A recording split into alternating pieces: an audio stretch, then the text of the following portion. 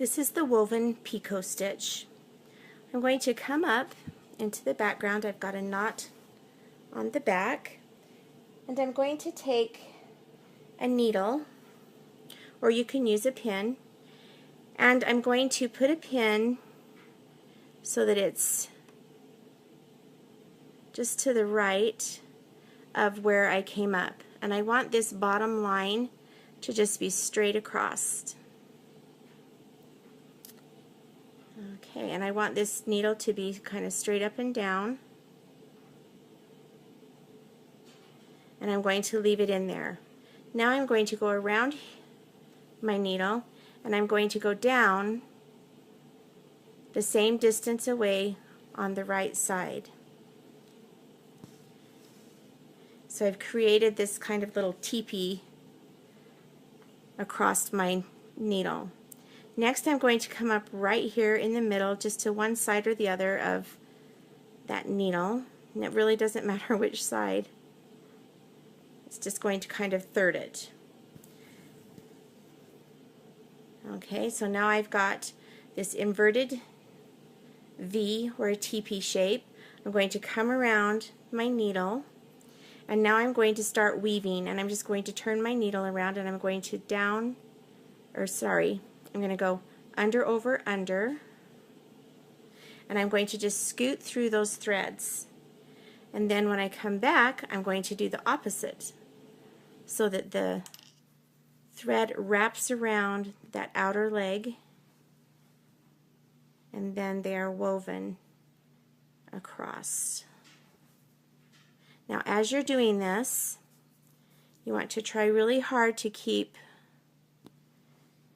your threads pushed up towards the top, and you don't want to pull too tightly so that it takes away the triangular shape of these two outer legs.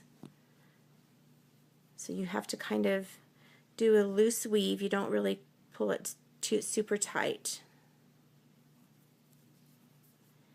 You're going to continue to weave clear down.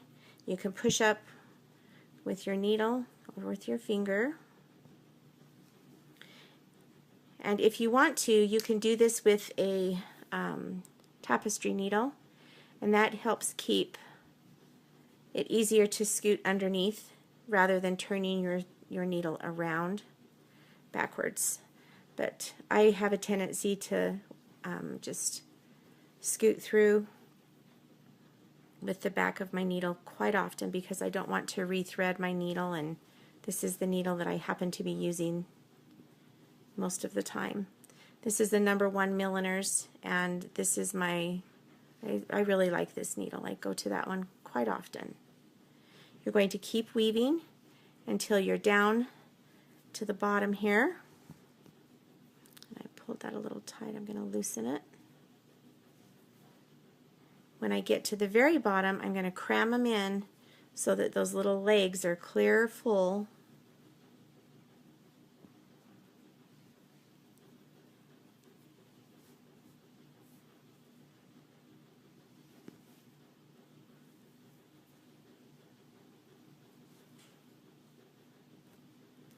Maybe a couple more wraps.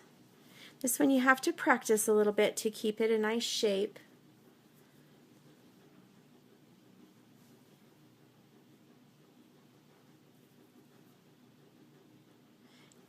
Alright, I'll probably just put one more on.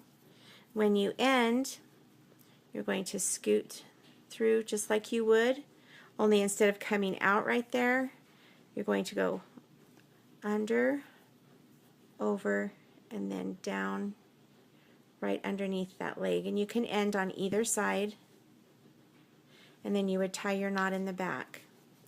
Now you can kind of play around with those wraps and make sure they're nice and even, and then you take out the needle, and this is unattached, and there you have this cute little woven triangle picot.